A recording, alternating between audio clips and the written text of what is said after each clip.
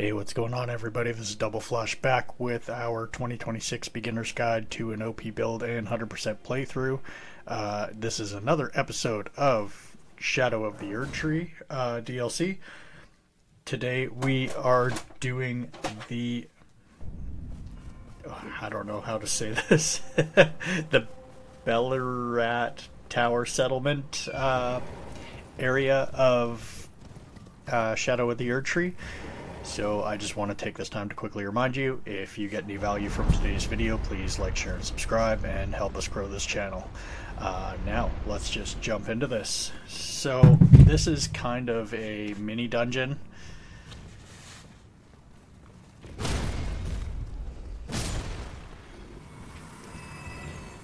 And this is where the difficulty of the enemies really cranks up, you know, a serious notch here.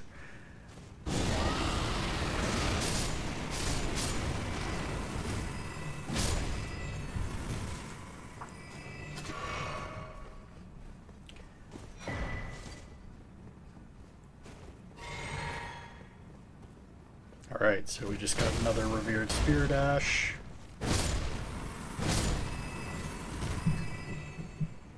Now, if you'll notice, I've actually changed the build. We are now using the Blood Fiend's Arm.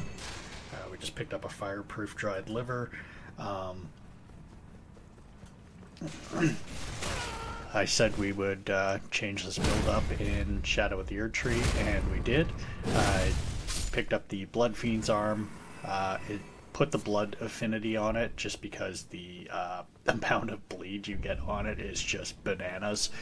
And one thing, though, I made the mistake of putting Cragblade on here. I knew Cragblade has been nerfed several times, but I thought, you know what, with the heaviness of this weapon, I thought it would still, you know, have some great benefit, but it's really not noticeable. Cragblade, I hate to say it, I'm calling Time of Death. This thing is pretty much useless at this point.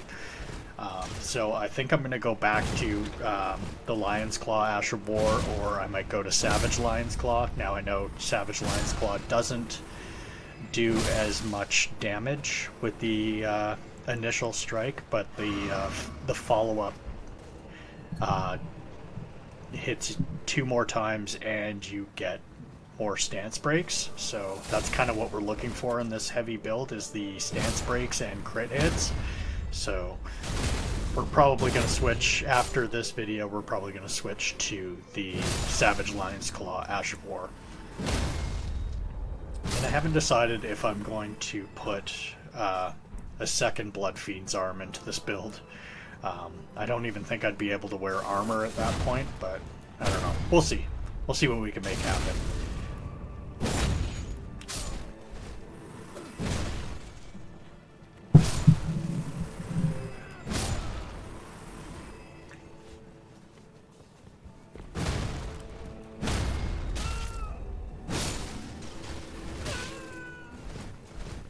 So these bigger, you know, shadow guys here, they do a ton of damage.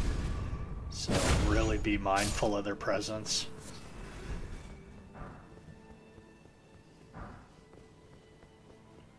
But they do drop Smithing Stone 5s, and I've even seen them drop 6s, so that is a huge bonus. Because even if you're not using those Smithing Stones, you can sell them and build up your runes pretty quickly that way. So yeah, you'll notice, yeah, I did the Crackblade. I'm buffed up here, and now you're going to watch me struggle with the Horn Warrior here.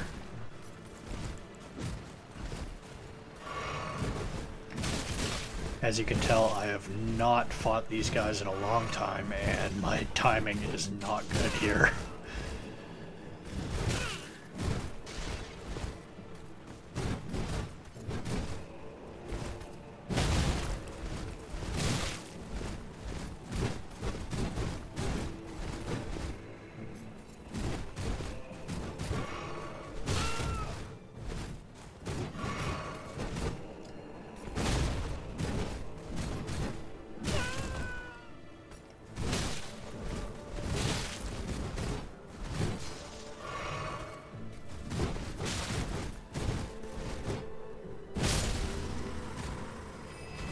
So now that that painful display of shitty gameplay is over, we're going to carry on.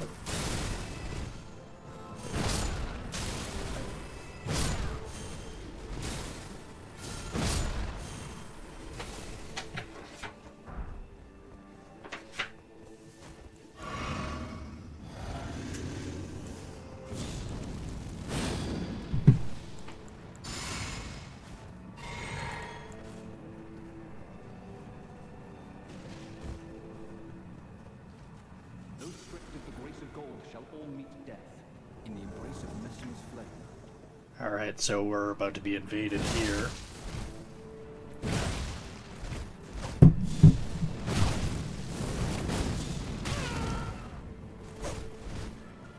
So with this guy, my advice is just to try to be aggressive and not let him get his attacks off, because once he gets going, he'll just basically smother you.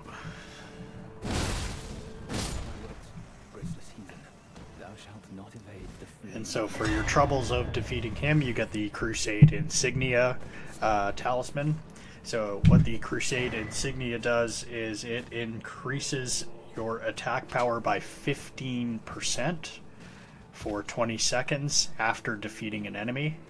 So it's actually a really solid talisman. I mean, pretty useless in boss fights, but for running through, you know, enemy dense areas, it's a fantastic talisman to use.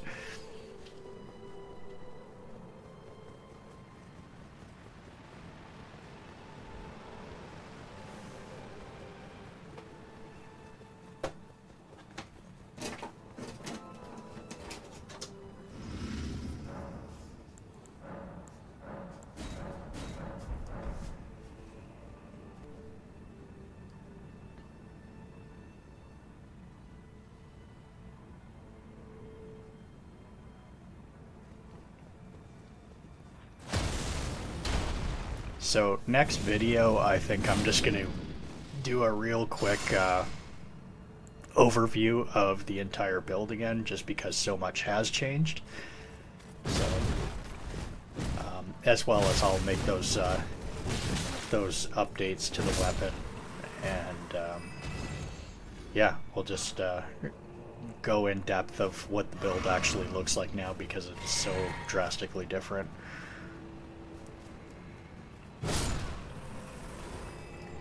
I would like to keep using the Raptor's Black Feathers, but unfortunately everything in Shadow of the Erdtree just hits so hard that you're just going to get one-shotted a lot, so I had to actually put on some half-decent armor and sacrifice that bonus to jump attacks.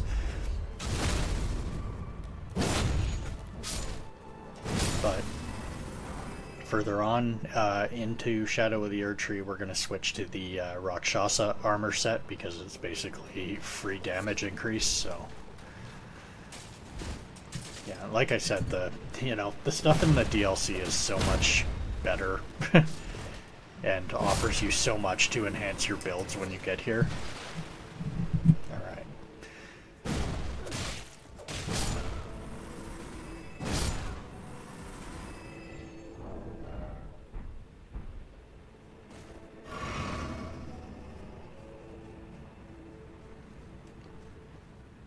So here we just picked up the storeroom key, and I'll show you where that is used a bit later in the video.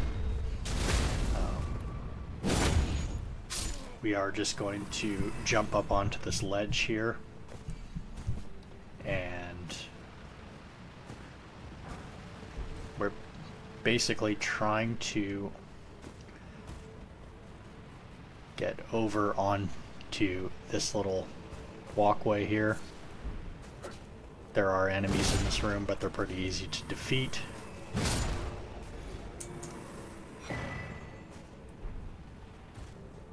And we now got the well depths key for our troubles there. And now we're going to continue on in the dungeon. Some of these birds will breathe the black flame at you.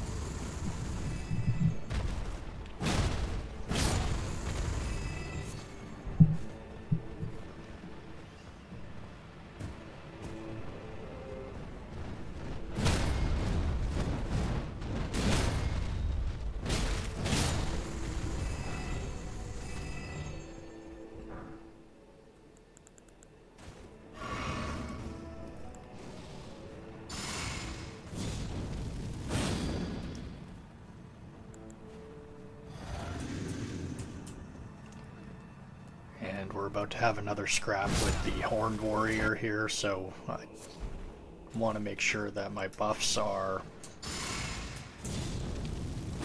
you know, yeah, right up to date, because you need them throughout this whole fight, basically. And this guy will 1 to 2 shot you very easily, so...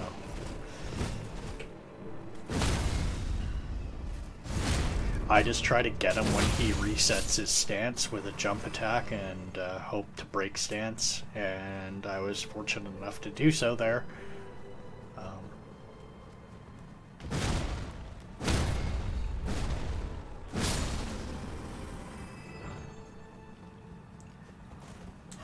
Again, more Smithing Stone 5s for defeating those guys.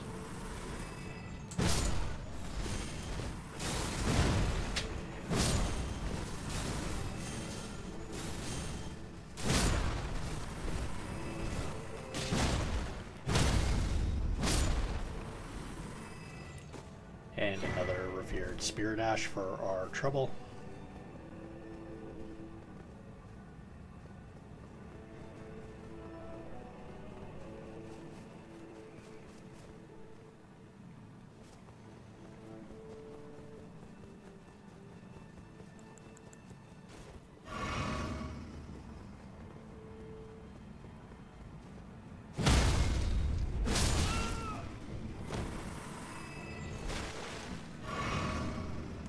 I did not see that guy.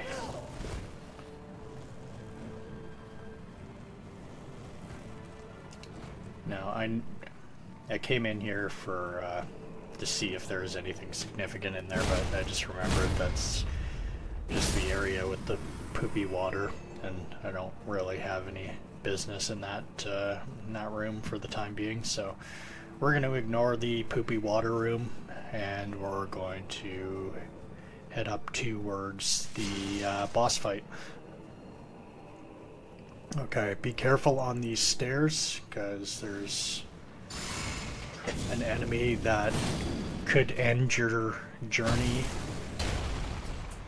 and you'd have to start at the beginning and fight 2 Horned Warriors again, so, you know, you want to make sure you take this guy out.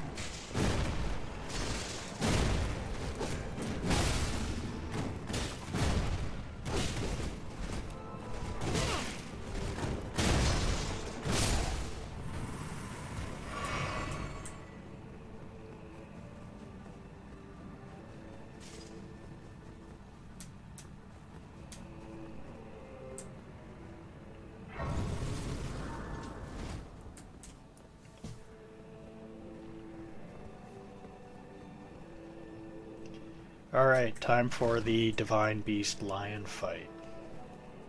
This is, this fight is 100% just about getting timing down, which I don't have, as you're about to see here. It's been a long time since I played Shadow of the Erdtree, so bear with me and watch me struggle. Maybe it'll make you feel better about yourself.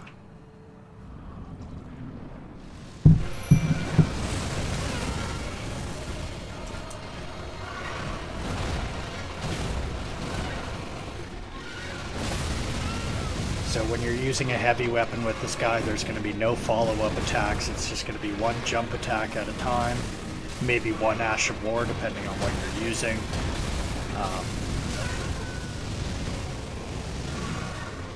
And same with sorceries and incantations are going to be, you know, kind of one-shot move, one-shot move, one-shot move.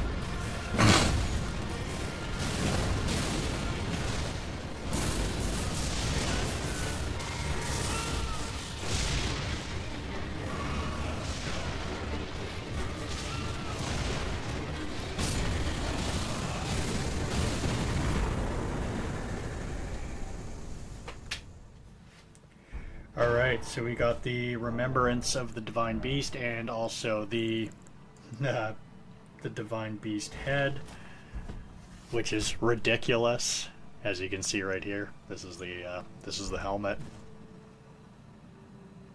It is kind of fun, but I don't know. That just looks too stupid, and it's very distracting. And I think it'll do more harm than good for me, honestly.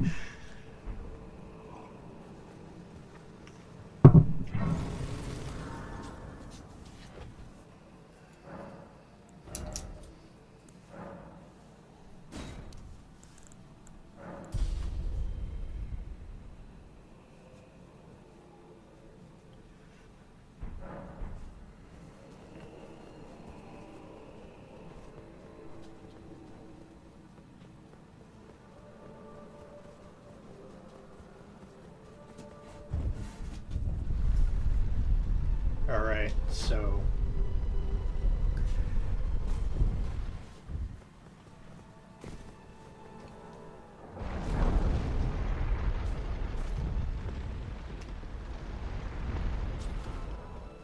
we'll head out here, grab another revered spirit ash for our troubles.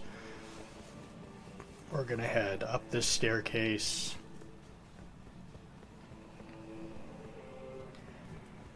To find nothing but just another letter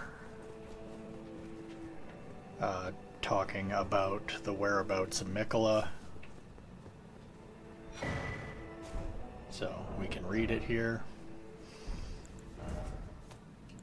And it basically tells you to follow the crosses eastward.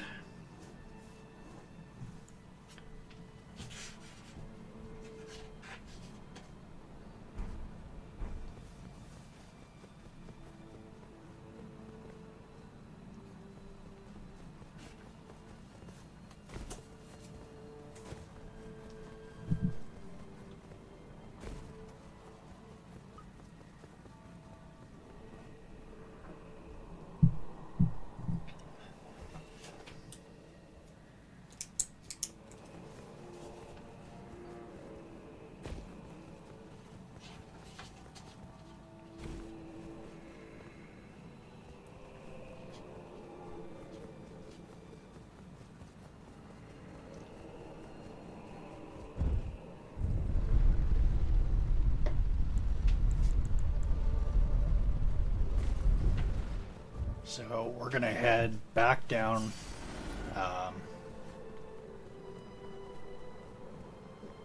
through the dungeon.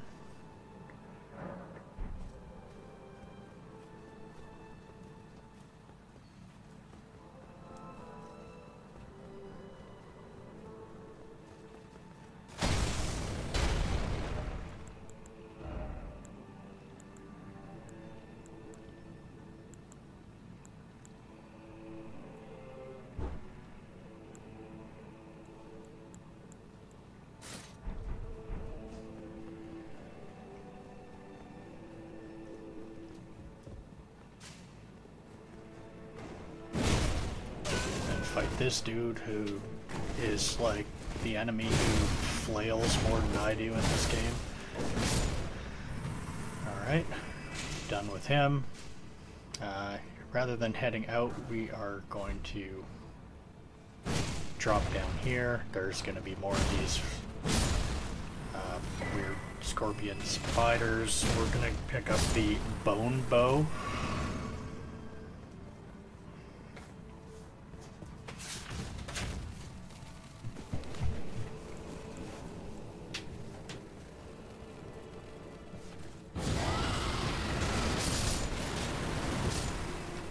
That's a pretty handy trick, using the rot breath to just kill out massive trash mobs.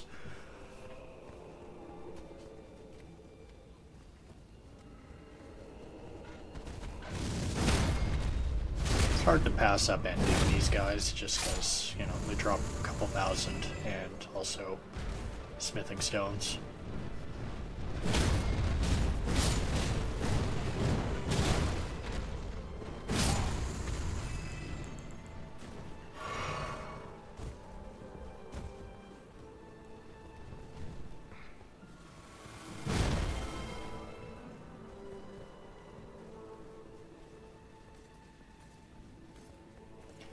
think I'm gonna sneak by this guy because, you know, I don't really want the smoke. So we're gonna head back into the poopy water. This water doesn't poison you if you're hesitant to go in here.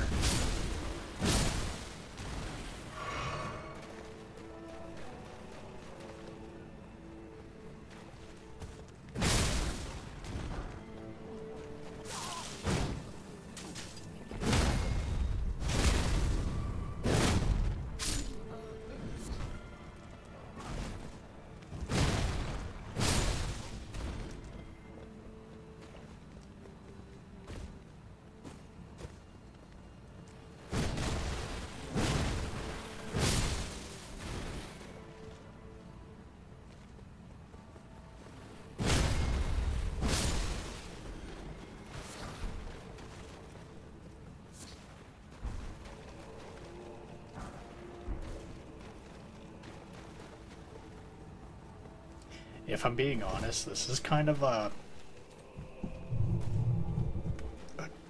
useless area, really.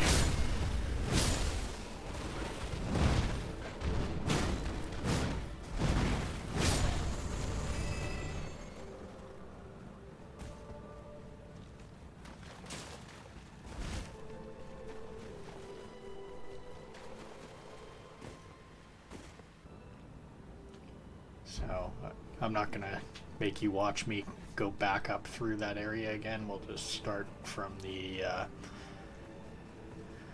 site of grace at the bottom.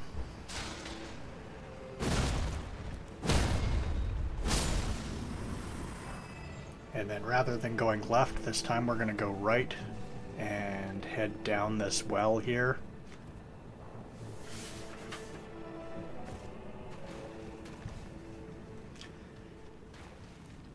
And the reason we're doing this at this stage is because we needed that well depths key that we picked up.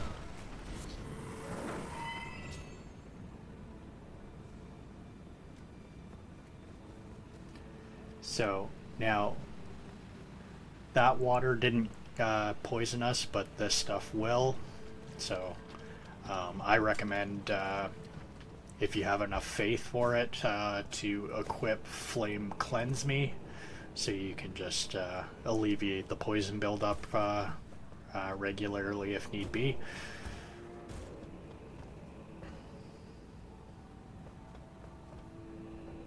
So we're just checking the rooftops to see if there's anything worthwhile.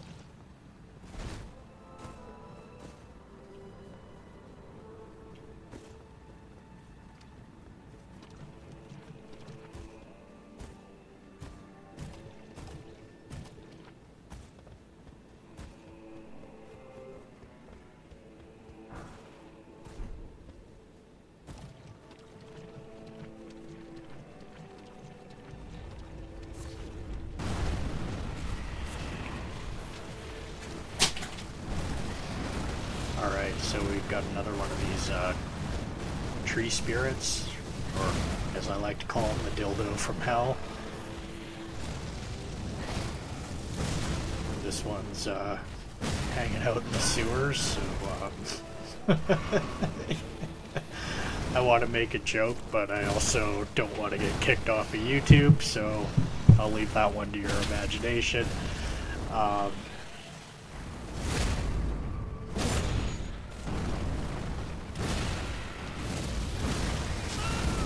Despite this one being different colors and whatever, and you know, being in the DLC, it has the exact same movesets as all the other ones from the base game. Alright, so for defeating him, you get the Immunizing Horn Charm +2, which raises immunity by 180, so pretty massive. If you're in an area like this, or a very rot dense area, that's that can be very beneficial.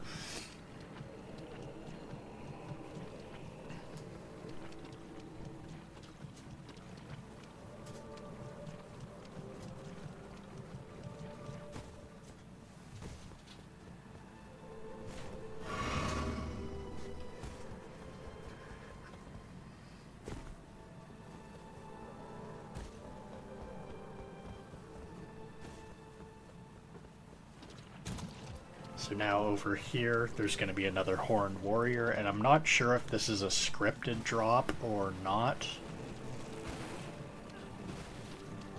But we do get a weapon here.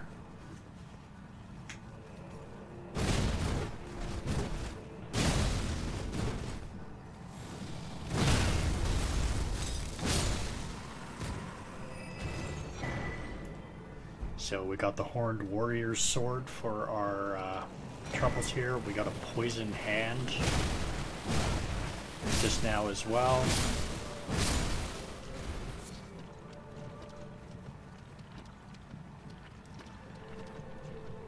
And now we are just going to climb up into a tower and get back to the site of grace from where we started. And I believe that's everything in this area. If I missed anything that you know of, drop it in the comments below. If there's anything you guys want to see related to any video game, drop it in the comments below. And I encourage you to like, share, and subscribe, as it helps grow the channel. And yeah, like I said, the next video is going to be a build update where we just go over exactly what this build looks like in its current form, with the adjustments that I'm about to make to it.